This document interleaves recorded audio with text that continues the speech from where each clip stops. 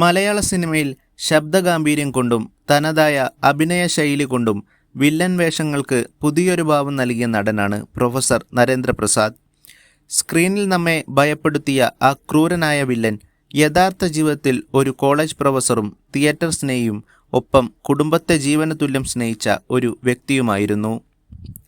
എന്നാൽ അദ്ദേഹത്തിൻ്റെ പ്രിയപ്പെട്ട കുടുംബത്തെ നിങ്ങൾ കണ്ടിട്ടുണ്ടോ?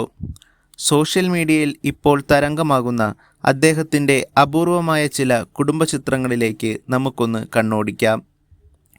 അദ്ദേഹത്തിൻ്റെ ജീവിതയാത്രകളിൽ തണലായി കൂടെയുണ്ടായിരുന്ന പ്രിയ പത്നിയാണ് നന്ദ പ്രസാദ്. സിനിമയുടെ തിരക്കുകൾക്കിടയിലും തൻ്റെ കുടുംബത്തിനൊപ്പം ചിലവഴിക്കാൻ അദ്ദേഹം എപ്പോഴും സമയം കണ്ടെത്തിയിരുന്നു.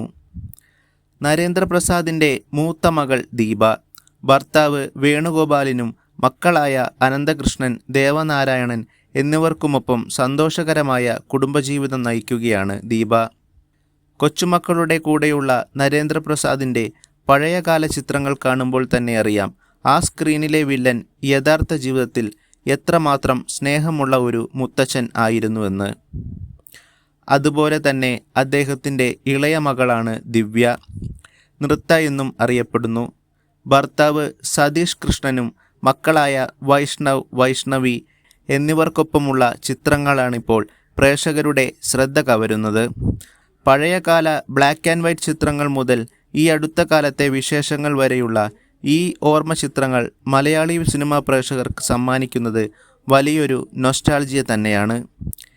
കാലമെത്ര കഴിഞ്ഞാലും നരേന്ദ്രപ്രസാദ് എന്ന ആ വലിയ കലാകാരൻ ചെയ്ത വേഷങ്ങളിലൂടെയും അദ്ദേഹം അവശേഷിപ്പിച്ചു പോയ ഈ സുന്ദരമായ ഓർമ്മകളിലൂടെയും നമ്മുടെ മനസ്സിൽ എന്നും ജീവിക്കും.